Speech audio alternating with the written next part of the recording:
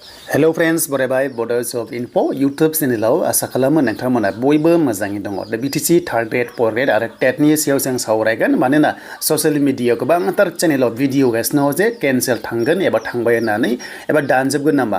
दा बेनि सायाव जों सावरायगोन बिथां हाग्रामा महिलारि आरो लोगोसे बिथां प्रमद बर' जिनोखि सानैया BTC नि चिफ जाना थांबाय एबा दायो गोदान फैबावबाय। दा बेनि सायावबो जों सावरायगोन आरो बेयाव प्रसेसा बोरै जागोन जाया जों बेखौ सावरायगोन आरो बबे मोनसे पस्टआ दायो गोनांथार जोंनि ससाइटिनि थाखाय बेखौबो आं नोंथाङा मोजां फोरमायगोन। दा बेखायनो भिडिअखौ नोंथांमोना जोबजासिम नायबानो जाबाय आरो जाय नोंथांमोना फैनानै मोजां मोननाय चेनेलाव लाइक खालामनो दाबाव आरो लोगोसे नोंथांमोना शेयार खालामनानै होनो दाबाव।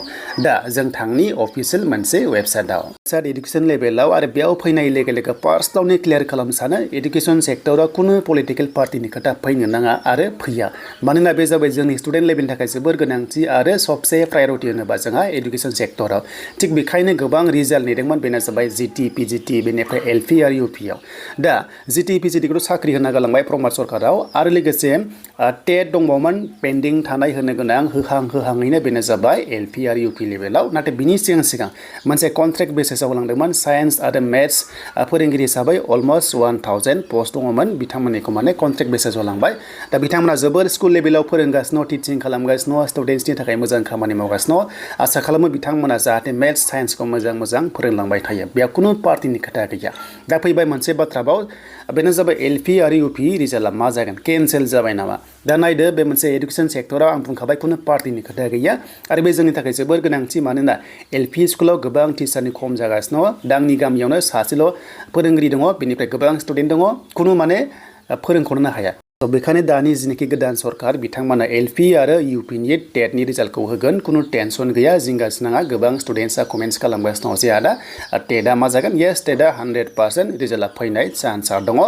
अक्ट'बर लास्ट उइक नङाबा बेनो जाबाय नभेम्बराव बियो फैनाय चान्सआ दङ खारन जोंनियाव गोबां फोरोंगिरिनि गोनांथि दङ। थ' बेखायनो नोंथांमोना बेयाव कुनु पार्टिनि खोथा लानाङा टेटआ टेट फैगोन बेयाव जेनुवेनलि फैसिगोन काट अफ गासैबो फैसिगोन बारा गोबाव गैला बेनो जाबाय एलपि आरो इउपिआव।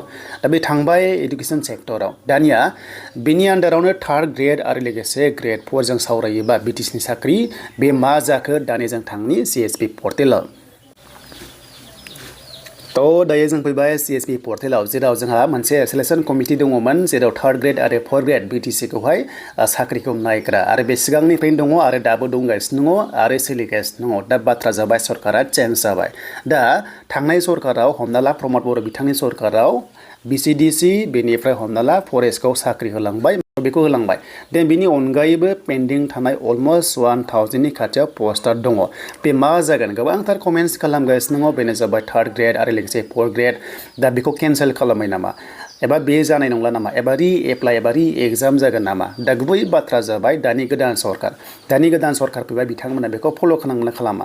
नाथाय मोनसे बाथ्रा बेखौ जिनोखि सिलेक्सन खालामदों बिटिसि गभर्नमेन्टनि आन्दाराव जिनोखि हमना जोंहा मोनसे कमिटि दङ जास्ट एग्जाम्पल इन्डिपेन्डेन्ट बडि बेनो जाबाय सिएसबि। थ' बिथांमोना बेखौ नायगोन एबा नायगासिनो दङमोन। दा गोदानै मा जागोन गोबांथार माने गिनाय सोमजिगासिनो गोबां इउटुब चेनेलाव बुंगासिनो केन्सेल जागोन एबा जाया होननानै। दा गुबै बाथ्रा जाबाय दासिम बिथां हाग्रामा महिलारि बिटिसि सिबा दासिम बेनि सायाव जेबो प्रेसमेन्ट होआखै आरो आं सानदों बिथांमोना बेबादि एसेबां अयनाय खालामनाय नङा खारन गोबां इयुथ्सनि केरियारनि खोथा थायो। बेयाव कुनु सोरबा पार्टिनिल' मानसि गैया बेयाव गोबां जेनुइनबो मानसि दङ गोबां स्मार्ट आरो टेलेन्टेड सेंग्रा सिख्लाफोर दङ जायनि जाहोनाव बिथांमोना क्वालिफाइड खालामना दोनदों बेनो जाबाय थार्ड ग्रेड लेभेलाव आरो लोगोसे जेनोखि एचएस लेभेलावबो बिथांमोना क्वालिफाइड जाना दङ सिङाव दङ जास्ट रिजाल्ट होआखै नालाय जाना थाखागोन। देन बेनिफ्राय ग्रेड 4आवबो दङ। थ' बेखौ केन्सेल खालामनानै गोदान रि एप्लाइ खालामबा मा जागोन माने गोबां खरसा जागोन गोबां खरसा खालामफिननांगोन आरो लोगोसे एप्लाइ खालामनायाव गोबां खरसा थांगोन एन्ड टाइम थांगोन एन्ड बेनिफ्राय एग्जाम कन्डाक्ट खालामनायावबो गोबां खरसा थांबावगोन सरकाराबो आरो खस्थ' मोनो। दा आंनि नुहुरनायाव बिथां जिनोखि बिटिसि चिफ हाग्रामा महिलारि बिथाङा जेब्ला अथ टेकिं लागोन ना समायखिरा लागोन बेनो जाबाय जोंहा 5 अक्ट'बराव। थ' बिनि उनाव गोबांथार माखासे गावसोरनि सरकारा बडि दानायनि गोबां टाइम लायो। फिसा एग्जाम्पल आं नोंथांमोननो फोरमायनो गुबै खोथायाव सबसे ग्राउन्ड लेभेलाव ग्रासरुट लेभेलाव बडि थागोन बेनो जाबाय बिसिडिसि खेथ्रआव अके बिसिडिसि लेभेलाव चेयारमेन थागोन अके बिनि उनावहाय भाइस चेयारमेन थागोन बेनिफ्राय प्रेसिडेन्ट थागोन बेनिफ्राय मेम्बार थागोन अके बेखिनि बडिखौ दाग्रोजोबगोन बेनिफ्राय नेक्स्टआव बिसिडिसिनिफ्राय टिसिएलसि चेयारमेन हमना ला थागोन बियो हमना ला चेयारमेनफोरनि बस जागोन बिनि देरसिना जाहैबाय एमसिएलए थाबाय अके एमसिएलए थाबाय आरो बेनिफ्राय इएम थाबाय बेनिफ्राय गोबां रोखोमनि सिएलए थाबाय इएम थाबाय बेनिफ्राय डिपुटि चिफ थाबाय आरो बिथांमोननि गेजेराव आरोबाव सोरबा OSD PA थाबाय गोबां रोखोमनि माने CHD गोबां रोखोमनि बडि दानाय जायो बिनि उनावसो माने गासिबो रोखा जानानै डिपार्टमेन्ट वाइसआवहाय माखासे प्रसेसा जागोन बेखायनो एसे टाइम लागोन आरो बिथांमोना जेब्ला 5 अक्ट'बर जायो 5 अक्ट'बर उनाव प्रेस मिट होगोन आरो जेब्ला प्रेस मिट होयो गासैबो सोराङाव फैसिगोन जे बेनि प्रसेसखौ रिप्रसेस खालामगोन ना केन्सेल खालामगोन नाथाय जोंनि जिनोखि एक्सपिरियेन्स हिसाबै नुहुरनायाव बे केन्सेल थांनाय नङागोन मानोना अलरेडि ग्रेड 4आथ'